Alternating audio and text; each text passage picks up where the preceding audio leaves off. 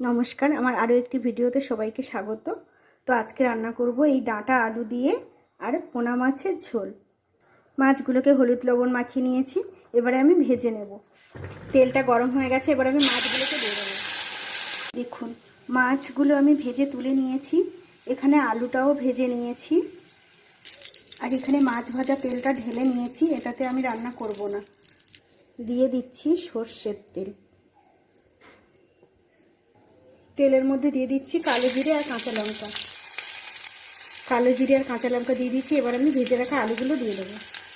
এবারে দিয়ে দিচ্ছি ডাঁটাগুলো, ভালো করে ভেজে নেব।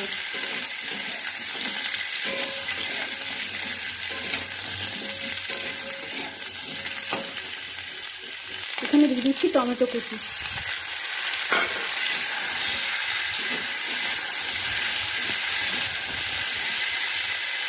এবার এখানে দিয়ে দেবো হলুদের গুঁড়ো, দিয়ে দিচ্ছি একটু জিরের গুঁড়ো। ভালো করে কষিয়ে নেব। কষানো আমার হয়ে গেছে, এবার আমি এখানে জল অ্যাড করে দিচ্ছি। ঝোলের জন্য পরিমাণ মতো জল অ্যাড করে দেব।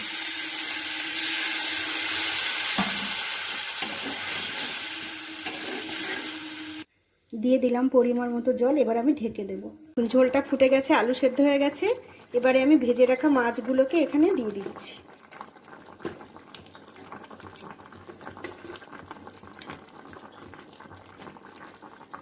দিয়ে দিলাম ভেজে রাখা মাছ, আর কিছুক্ষণ ফুটিয়ে নামিয়ে নেব। দেখুন, রান্নাটা আমার একদম হয়ে গেছে, এবারে আমি নামিয়ে নেব। দেখুন, একদম রেডি হয়ে গেছে হালকা পাতলা মাছের ঝোল।